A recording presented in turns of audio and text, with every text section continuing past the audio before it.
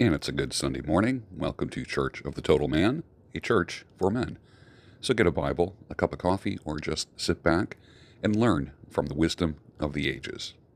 Proverbs chapter 22. A good name is to be chosen rather than great riches, and favor is better than silver or gold. A good name and favor. What's interesting is if you have a good reputation, then the riches, the wealth will come. I've never met people with bad reputations that have enduring wealth that's going to last through many generations. And isn't that the kind of wealth that we want? Wealth that is going to benefit our grandchildren. Our children might not benefit from it or might not want to benefit from it. But to leave something to your grandchildren is a beautiful thing. Children that may not even know you in the future.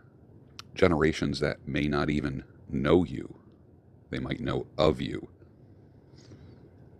Again, building something that will outlive you. The rich and the poor meet together. The Lord is the maker of them all.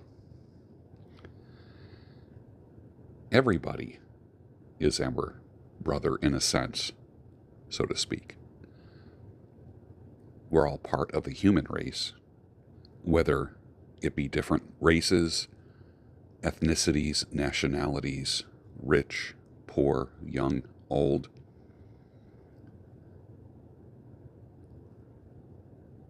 God has made us all. The prudent sees danger and hides himself, but the simple go on and suffer for it. Why stick your neck out? If there is danger, people purposely putting themselves in danger and doing hard things that really are just challenges, self-imposed challenges. Stop, breathe, think, and then act. And if you do that, in the face of danger, you will live, you will prosper. The reward for humility and fear of the Lord is riches and honor and life. Being humble and fearing the Lord. What does fearing the Lord mean? We looked at that weeks ago. Fearing the Lord means shunning sin. So being humble and shunning sin. The reward for that is riches and honor and life. Thorns and snares are in the way of the crooked. Whoever guards his soul will keep far from them. Don't purposely get involved with questionable people. Patterns don't lie. I've been saying this for years now, decades to be exact. Patterns don't lie. When I look at people's behavior, remember, because we believe what people do, not just what they say. Whoever guards his soul will keep far from them.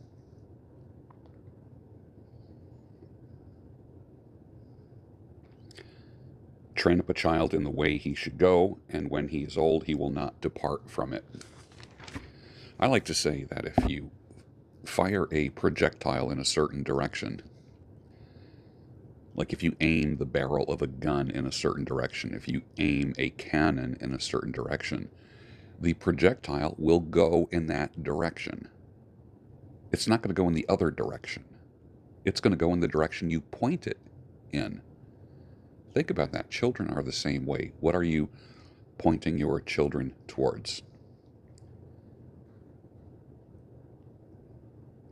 When you are firm in the way that you raise a child, or students, or people in your care, they're going to go in the direction that you aim them in.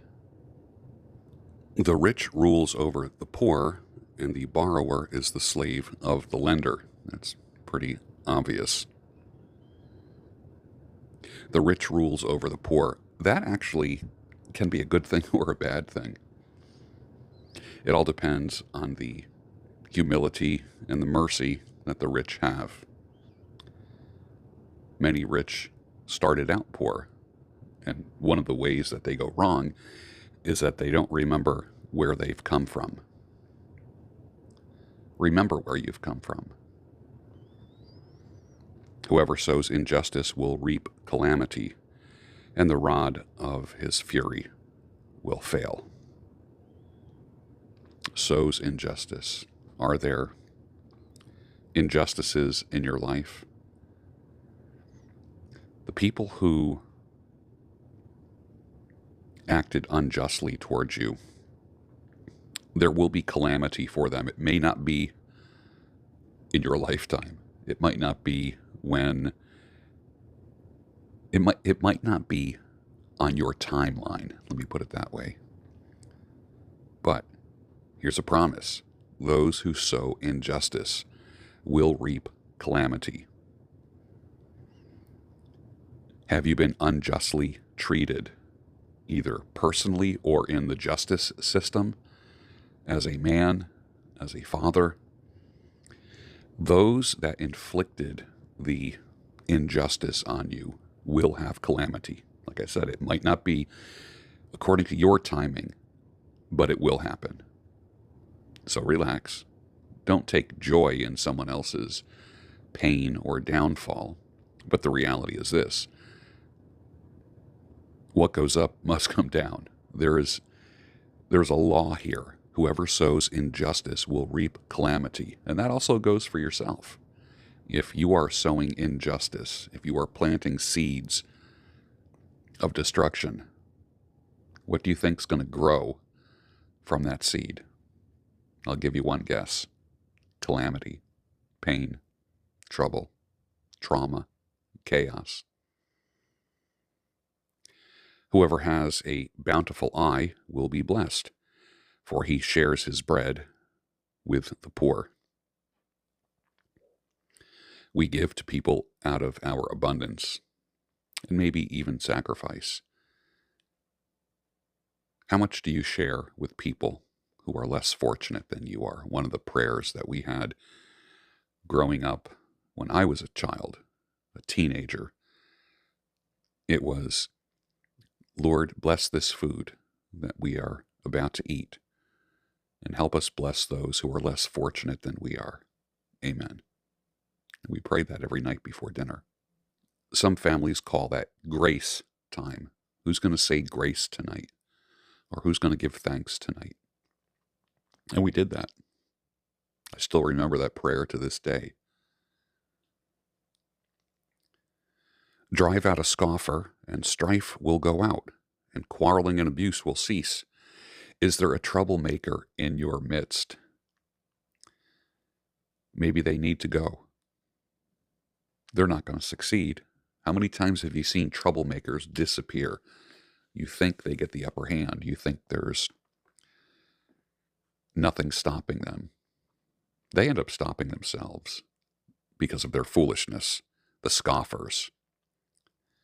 When you remove them from the equation, there's peace. Quarreling and abuse will cease. There's another promise right there. Drive out a scoffer. Proactively get the scoffer out of your life. Don't associate with scoffers, and don't associate with people who associate with scoffers. He who loves purity of heart and whose speech is gracious will have the king as his friend. Leaders and rulers are due respect. Treat them respectfully. Learn to honor people. Learn when to say sir and ma'am and your honor. Things like that. There's protocol. If anyone has ever been to court, you address the judge as your honor. And that's a sign of respect that is due to them in their place. If you were ever in the military, you might not like the person who is in charge of you. But what do you do? What do you salute? You salute the rank. You honor the rank. Even though you might not like the person, you honor the rank.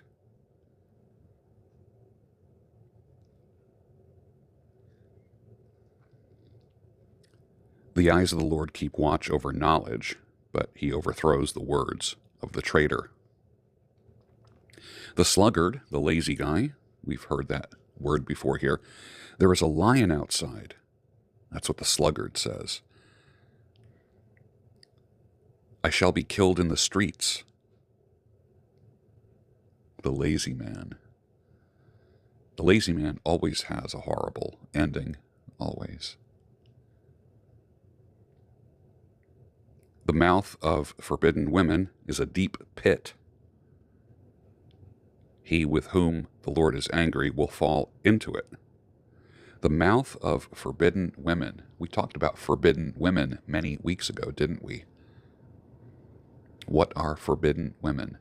You're going to find that in the book of Proverbs, there is the forbidden woman and there is the virtuous woman. Do you have a forbidden woman in your life or a virtuous woman in your life?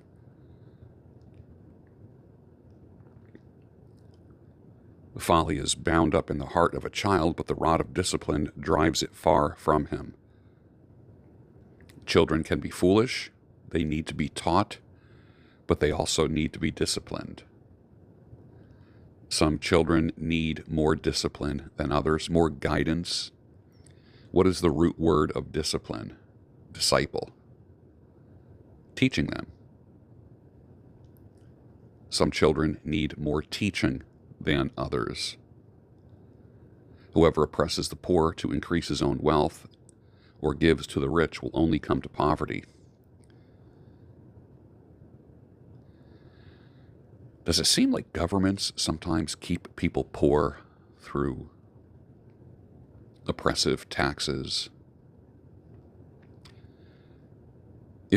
How about this? The flip side of that is if we keep rescuing people, then they never develop the muscles that they need to survive. You can also oppress people by just giving them everything, and then they don't respect and value what you've given them.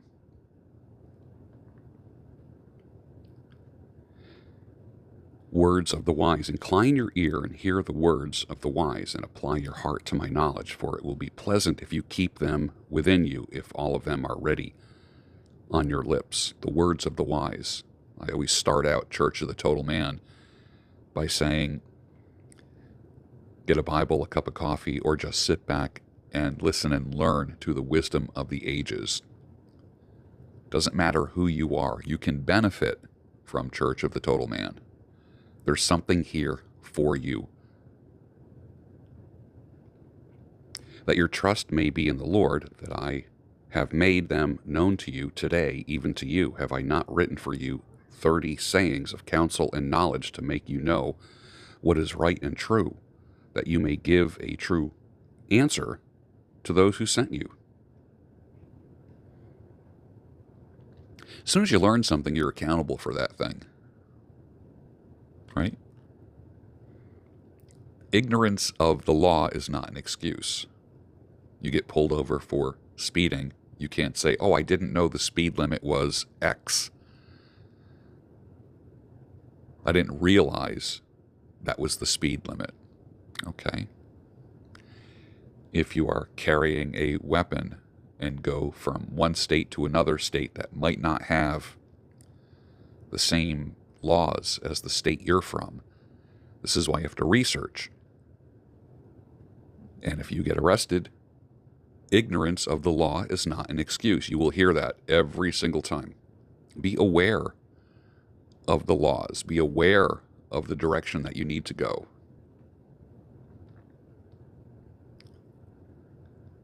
Do not rob the poor because he is poor, or crush the afflicted at the gate, for the Lord will plead their cause and rob of life those who rob them.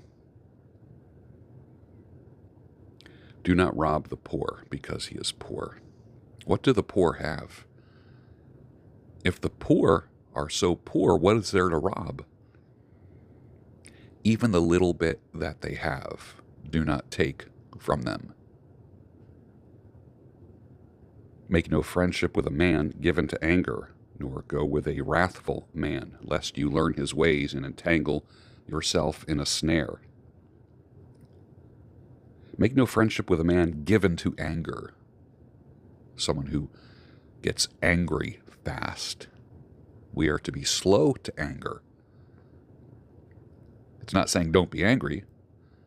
Just don't do stupid stuff when you are angry, and don't get angry fast. Be slow to anger. Anger can be fuel for you. It can energize you to do good things. Most of the time, people do bad things when they're angry. And especially if they go from zero to 60 really, really fast. You hear the phrase, you always fly off the handle. Quick to anger.